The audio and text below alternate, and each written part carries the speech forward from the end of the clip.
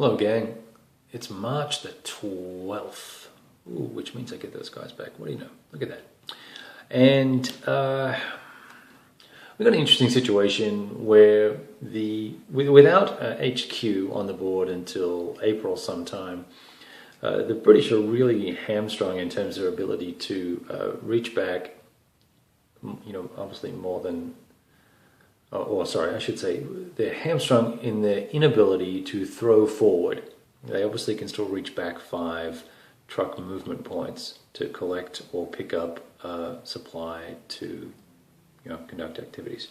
Now that's all well and good if you're, working along this road here and trying to siege Tobruk, which is what I was hoping to do.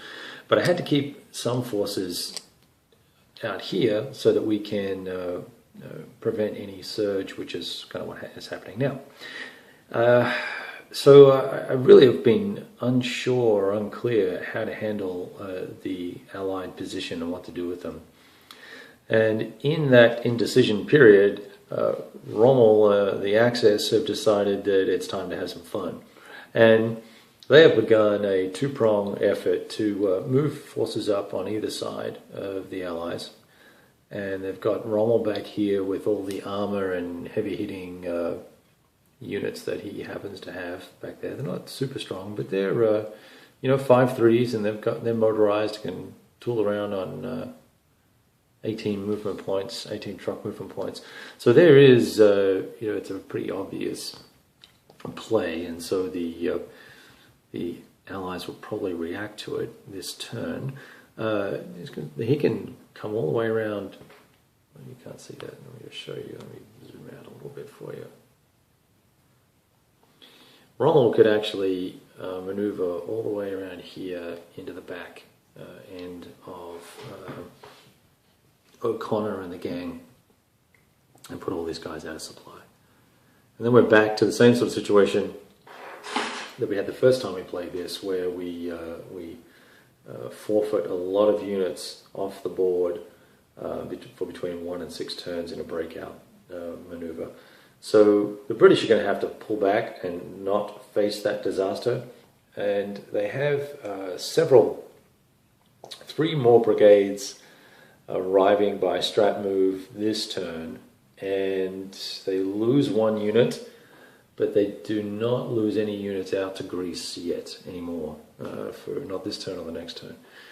So we've got a bit of a tough position here, and I just wanted to kind of share that with you, and we'll see what's happening. I think I'm playing it mostly correctly. We've picked up a few nominal errors here and there, but all reasonable. All right, we'll see what happens. Welcome back to Big Boy. It's March 19th. The Axis have moved, and it's the Allied turn. And I have a bit of a conundrum here. I have managed to build up some supply. So we've got a reasonable amount there. There's 5 SP there, and we've got 10 back in Mercer. And we've got 2 or 3 trucks that are full. And we have more Panzers on the way for Rommel. And I'm thinking that it would be smart to actually do some head-to-head combat here. I've been looking for encircling maneuvers and ways to cut things off without having to fight as much.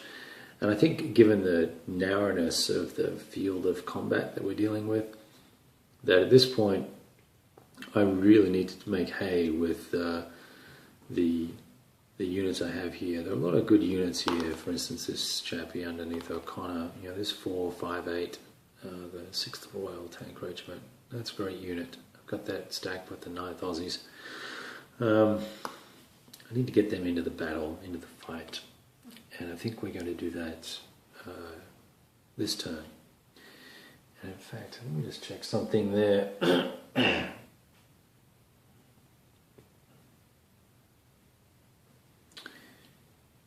I'm wondering if that guy should be there. If I moved the wrong unit. Oh, you know what? He came on much earlier. That's okay. they trickle units in this game. Yeah, here it is back on the 8th. It came in on the 8th. All right. So anyway, I'm just thinking whether or not I should start trying to bang on some guys. And the Axis have actually left a lot of screening forces here, except for this guy's pretty tough. But these guys, I can eat them piecemeal, make them spend some supply defending, or get easier attacks if they don't, and then we can force the issue and clean up the board a little bit. I think we've lost a lot of our air power, almost all our air power, in fact, and I'm really worried about that too, because the Axis have got quite a bit going for them there. All right, I'm going to take this Stratmo guy off of him and get started on this turn, and we'll see you in a little. So here's a classic problem. Strafford and O'Connor went and executed their attacks, and they fed off of 7th Armoured, which is underneath here, the truck is underneath there. Well, they blew through 5T to do those 2 attacks. Now, I then wanted to continue overrunning, and so I went on and started to overrun this guy, and then I was like, oh, well, I can do this guy too. So he tried it out, and he wanted to overrun all those guys, and we looked at all the odds, and it looked all great, and would have been awesome rolls, and can't do it. Too far away. Supply is too far away. So because we don't have a HQ, we can't throw supply forward to these guys.